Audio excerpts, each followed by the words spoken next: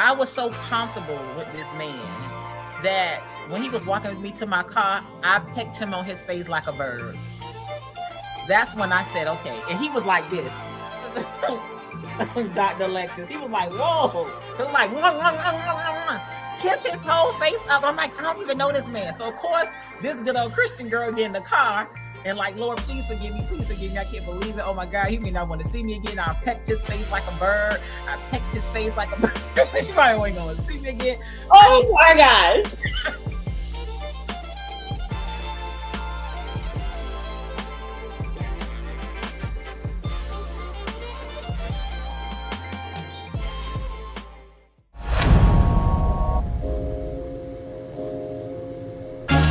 Ever since I met you, my life has changed for the better.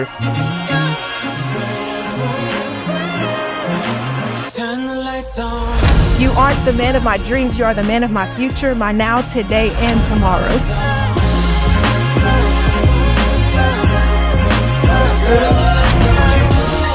But just being able to see his interaction with Janae and just how respectful and loving he was, I was kind of like, okay, this could be a good thing.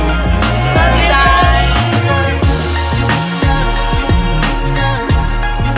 I can't thank you enough. I want your marriage to prosper for years.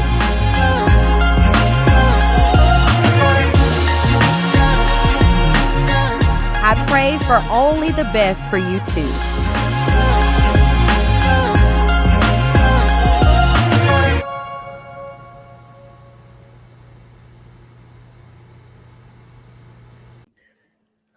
Two, one. Welcome, Janae. Thank you so much for joining me at on this Here Comes the Bride series. I saw your story online. I know that we know each other. I don't think that we personally met. Have we personally Not met? in person, no, just phone and social. Wow. Well, you know what? And I'm down the street, so I got to make a trip to Dallas. Yeah, you're in Austin, right? Mm-hmm. Right. So I learned of you through my godmother, Pastor Debbie, who actually married my husband and I. Wow. And but I think she said you knew of me prior. I did. So I'm from North Carolina. I attended Dr. Faith and Pastor Soso Wakoma's church. So I know you just, your name has come up a lot in that prophetic space, and watched you online. Me and my mom watched you online. And then when the Lord started to move me to Texas, multiple people mentioned that you were here in Austin. And so I reached out to you about church recommendations, and you had recommended the very church that God had placed on my heart to attend. And I was like, oh, that's okay, God. So this move to Austin is like certified by you, Lord. Let's do it. But then you were moving, and I was like, well, dang. Yes, I ended up moving, and because was this during the pandemic or 20? Yeah, I moved July of 21. So I think you were like right there. Yeah, I had just moved, right? And I do remember that email. Yes, you did, or that it was like an Instagram. Yes. And so, were you dating at that time? No, my first and last relationship ended. I was in a relationship from 2017 to 2018, literally December to January. The Lord told us to get out of each other's way. And, oh, sorry, I got to keep my hands down. No, you're fine. It's fine. You're fine. The Lord told us to get out of each other's way. And because I have this huge gift of faith, I thought, okay, if I lay this relationship down, God, you'll bring this man back. And God's like, I didn't say that. So from 2018 to 2021, I was just walking with the Lord, coming to know the prophetic, coming to know mother and father wounds, like really being exposed to like that prophetic stream. I didn't know too much about it. I had just gotten my spiritual tongues and just learned that I had like the gift of discernment of spirits and faith. And so, no, I was single moving to Texas. God said that my husband would be in this season of moving. I had people calling me out the blue, praying against counterfeits, and about 10 counterfeits. And if you listen to this, I just hear my heart. About 10 counterfeits showed up. Yeah. In that year span of this is what's happening. And then my husband arriving on the scene. Wow. So did you have any, well, I guess we could start with, were you having any prophetic dreams? Prophetic dreams, no. I am a prophetic writer. So I have a lot of journals with dates and timestamps and moments. I even tried to journal for my husband and I never showed him the journal. But a few days ago when we were just having a moment, I was like, let me read this journal and just to see like the alignment of what I was praying and what he was going through before we met was really cool. So no, not too many prophetic dreams. The one prophetic dream I did have was probably 2019. So I had been out of this relationship for a year and the guy I was dating previously picked me up in the dream and took me to New York for us to do ministry. Well, I found out later that both of our spouses, because he got married about 2 years before me, both of our spouses are from New York. And I thought that was interesting that he would be picking me up to go to New York to do ministry, and then both of our spouses would be from New York. And you see, that's how come it's important not to interpret a dream prematurely, right? Because you couldn't interpret that dream from the place that you were. You had to interpret the dream from the place of, now. And so the Lord, or whenever you were able to look back at that dream, I remember having a dream that the guy I dated a guy in Austin and I thought we were going to get married. I just was sure because there was just so many prophetic signs pointing or whatever. And I had a dream that we both were at my school, the university that I was currently at that time going to getting my PhD. And in the beginning of the dream, a car took me to, it was supposed to take me to get married, but it ended up taking me back to where I started. But in the dream, we ended up at Texas State University. Now he was from Morehouse. It just didn't make sense that he would be at Texas State University because he had already graduated years prior. Well, anyway, I helped him get into a program. He ended up graduating the same program that I graduated from, but 4 years after me. And so what the Lord was saying was, this is not going to be unto marriage, but it's going to be unto school. And then another woman had a dream that we were like spying out the university. I was like, well, why? It doesn't make sense. I thought we were supposed to get married. And so the Lord used that relationship to get him into school. That's good. And it just did, and to really get me back to doing poetry, because he was a poet, and it got me back to doing poetry is where I met my husband. So I feel like sometimes the Lord uses the carrot before the horse. And I could not interpret that dream from the place I was. I had to interpret it afterwards. So the same way you just... Well, in your sharing of your dreams, it's making me think about a few more dreams. Like, so for me, I'm a warning dreamer. So I don't have dreams consistently. If God's trying to get my attention, that's when the dreams come in. So when the counterfeits, let's just call them that for lack of better ways to explain them. But when they came, I would get dreams that were very specific to what was going on behind the scenes. And when my husband showed up, I never got a dream about there being something with him. It was more so me checking my friendship circle. So in that season, God was dealing with me on friends and who should be close and how to walk in privacy. And I had a dream that he was coming to visit me, and one of the young ladies was trying to pursue him behind my back. And that was the only dream I had pertaining my husband. But a few months prior to that, I had a dream. It was a 2-part dream. And one part of the dream, there was this guy like hiding out in my bedroom. And I was like, this is odd. My parents are divorced. And so both my parents were in the dream. They saw him in my room and they like embraced him, called him out. And I never got to see his face. But as they were like embracing him as if they were, he was a part of the family, it shifted to this dream where I was pregnant with a baby that was no longer, like, that was not mine. And I was like, well, that's not possible for a woman to be pregnant and not know, who the baby is, unless it's like, surrogacy or stuff like that. But for interpretations purposes, the Lord told me that I was identifying still by characteristics of who I saw myself in the identity of my ex. And I was preparing to birth a dream that he never intended for me to birth.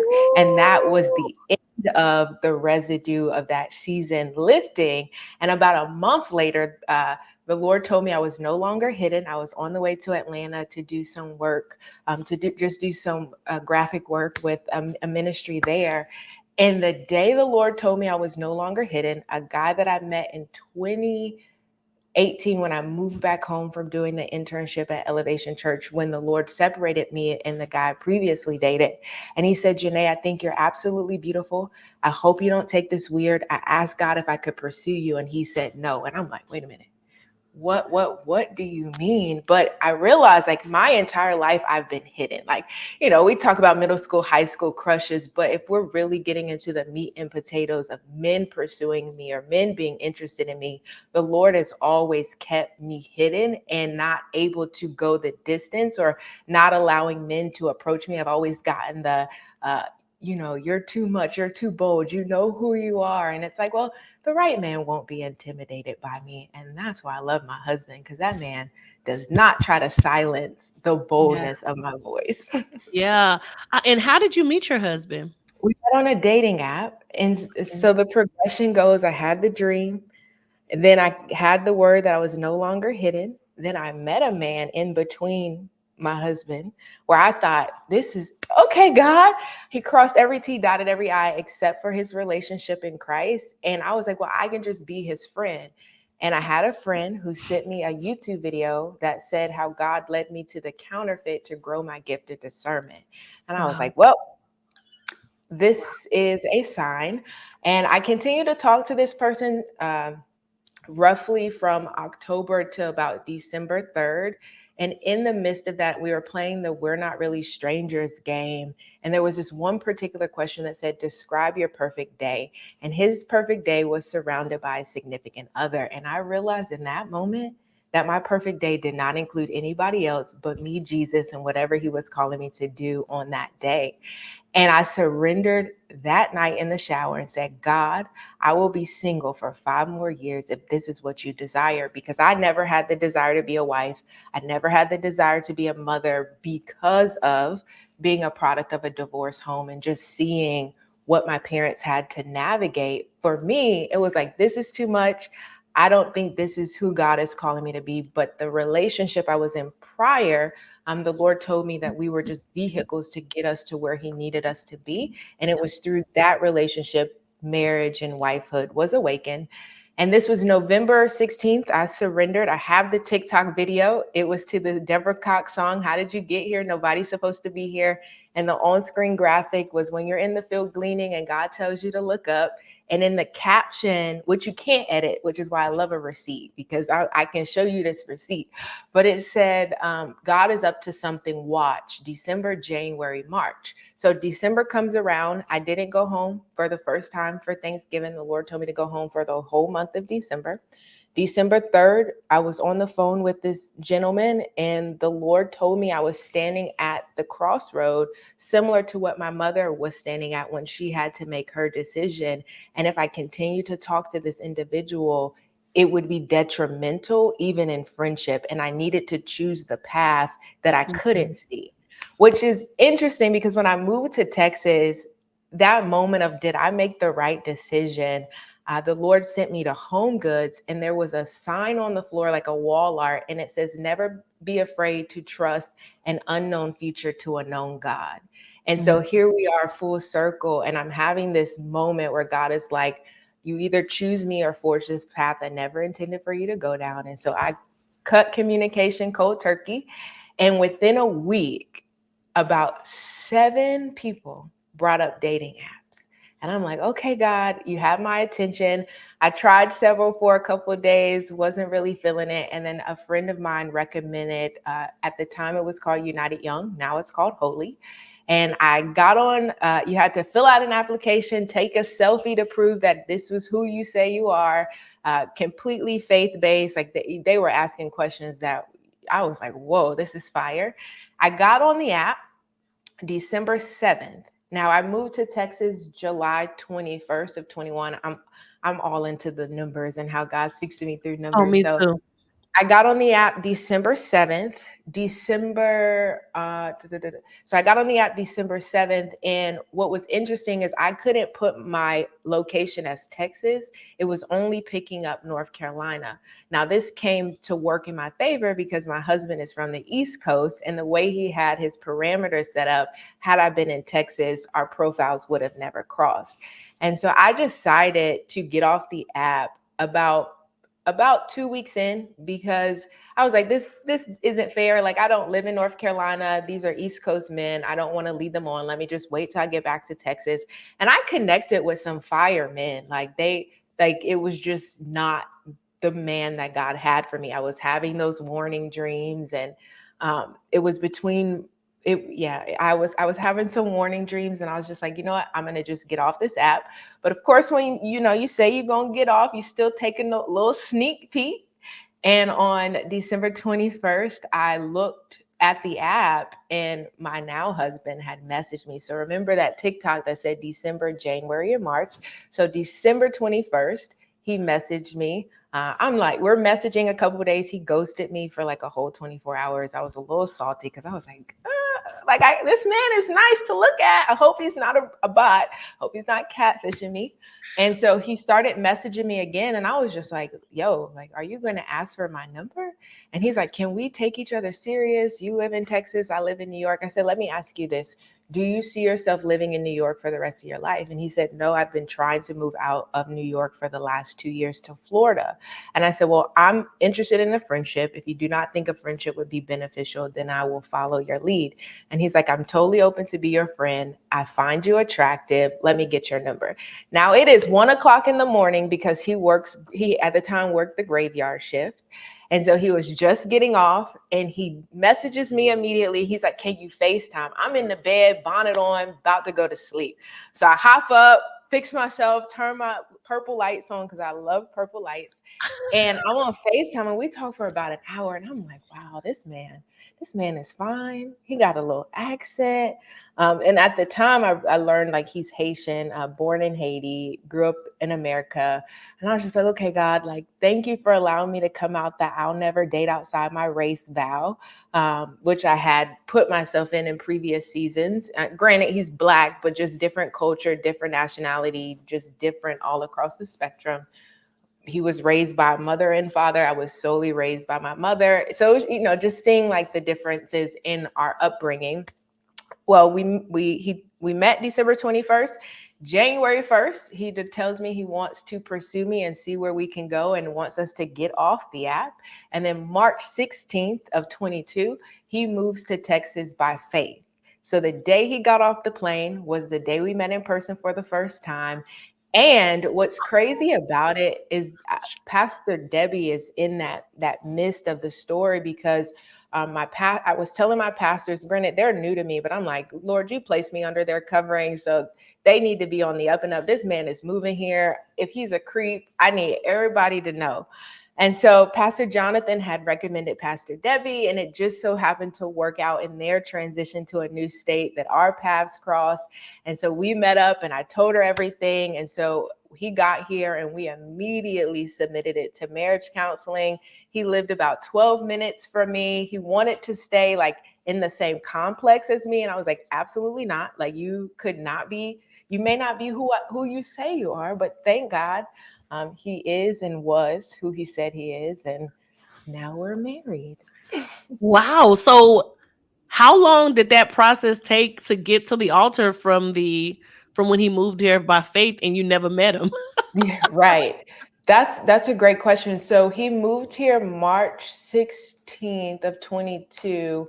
We started premarital counseling either mid to late March or early April. So from April to September, we did premarital counseling. In August, it worked out in transition with his jobs that he was able to get a week off. So we flew to New York to meet his family and flew to North Carolina to meet my family. And then we graduated from the marriage counseling in September. January, I'm on the phone with my mom, and my mom is just that prophetic voice in my life. Like, she's just like, this man left everything. Like, the world wants you to be surprised. Like, just starting to like read me my rights of like what my flesh may be desiring versus what the Lord is actually saying.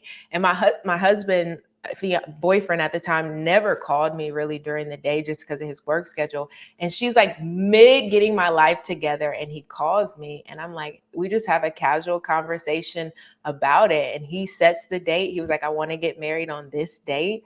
And so he didn't officially propose until July. But at that point, all the invitations and things were sent out. Like we knew we got the blessing from both of our families. He got the blessing from my dad. We got the blessing from our marital counselors, our pastors. And so we were just like, you know what?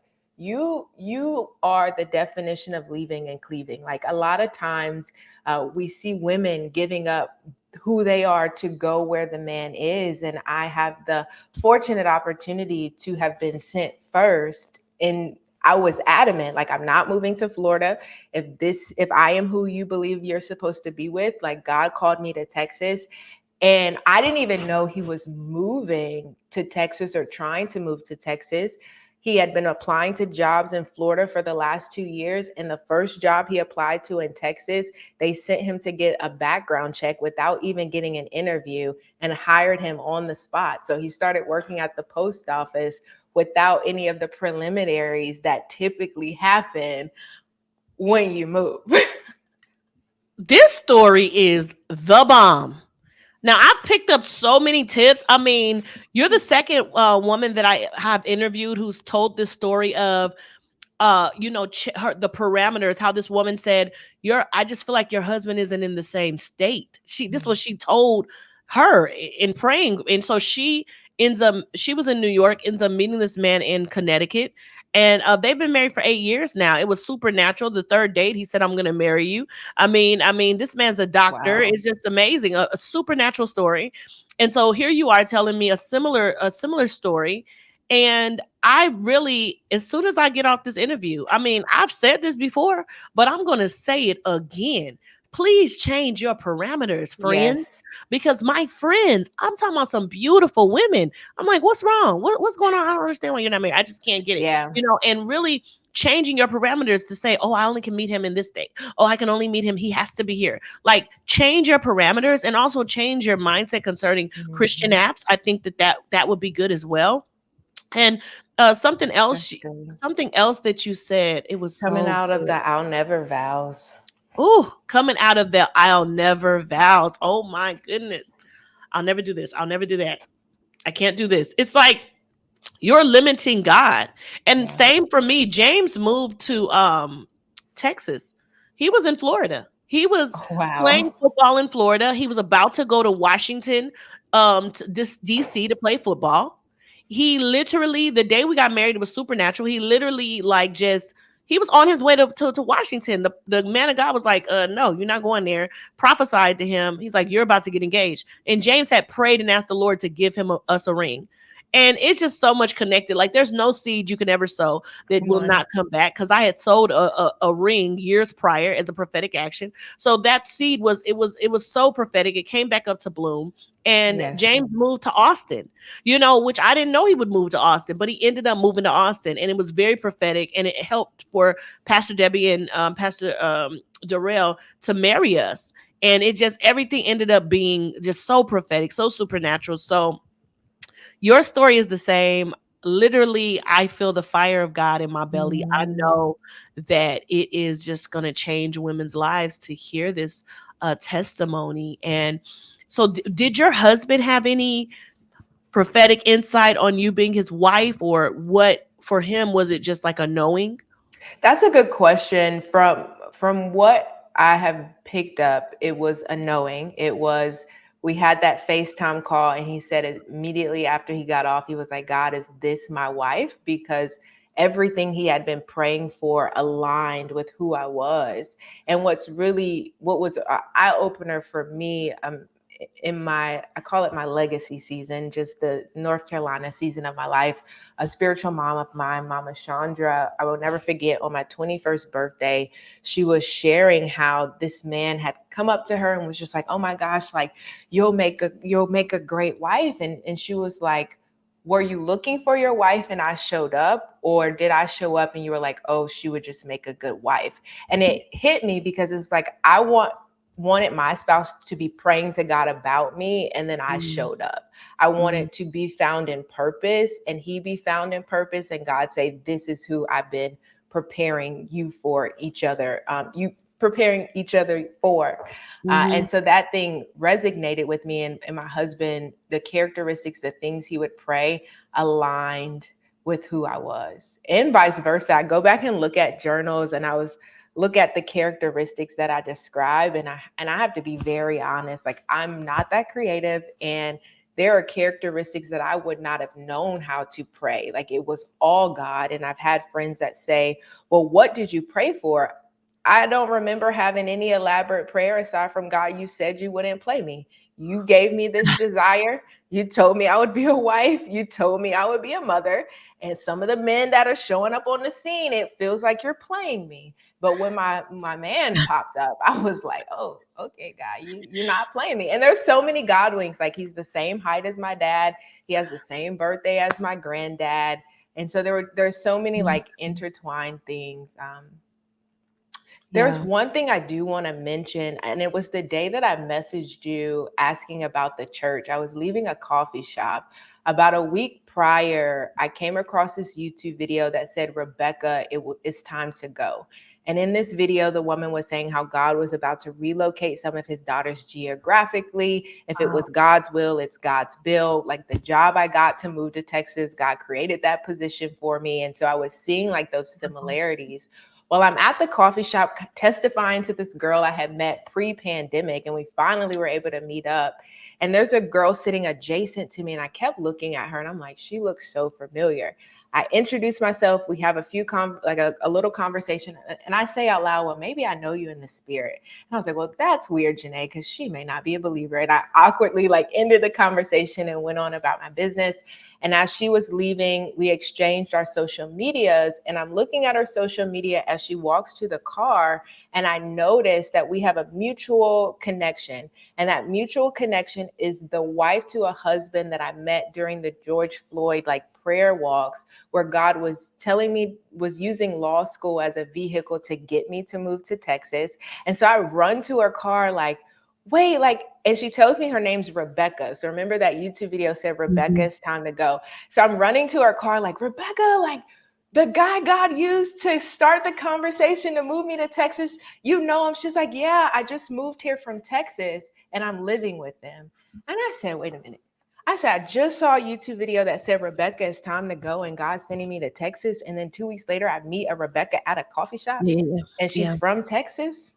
Okay. Yeah. No, you have absolutely. We have similar type of DNA. I see a spiritual DNA, and I believe that because you're a poet, and I'm a poet, and maybe the way we see things poetically, I don't know, the Lord speaks to us in those riddles, rhymes, happenings, experiences, numbers. Like, I'm open to like colors, however the Lord want to speak. I don't limit it as long as it has the Holy Ghost on it. Can't nobody like, limit the way that the Lord wants to speak. And so, I mean, it's just like that type of stuff. Those type of things happen to me so often that I look for them. I look for those experiences. I look for the supernatural in everything, which can kind of make people think I'm a little weird.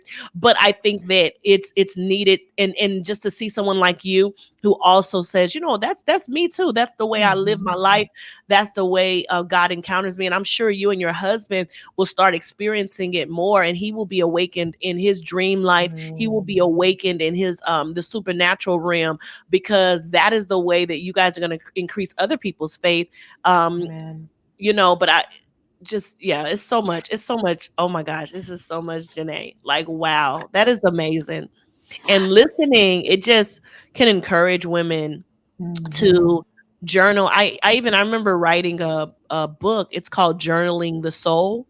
And really, it was like me just pouring out, like, things that I had been praying or whatever. And I'm not even a big journal person who journals, but I do speak on like my voice recorder. I'll prophesy, say different things. So that's the way I journal. But yeah, just journaling the soul, and how even through that, there were tidbits about things that I'm doing now that I'm seeing, that I saw then, but didn't understand what I was seeing. Right. And that's similar to your story. Wow. Do you Yeah. ever have those moments where it's not deja vu, but I think worldly terms would say like deja vu, where you dream something that happens in a far out season, and then that season comes and you're like, I've been here before. Um, Yeah. it's Yeah, so we just hard. actually talked about that on the last week on the broadcast. I was with a guy named Apostle Michael Horn, and he was saying that deja vu is really a part of, it's really just, it's your dreams, you know, that you're seeing, you dreamed it and now you're in the waking, you're like, I've been here before.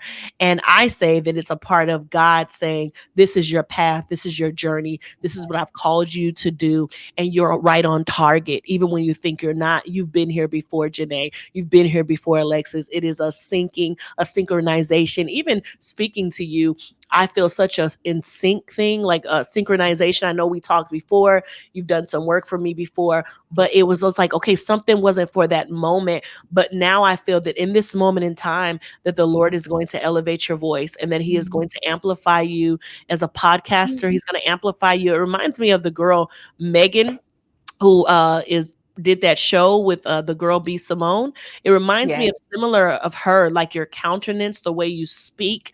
It's very like, it just does something to, like, it reminds me like the other lady I was talking to, like ASMR people, you know, like you just have such a voice that God is going to use. And I think that's why He highlighted you to me.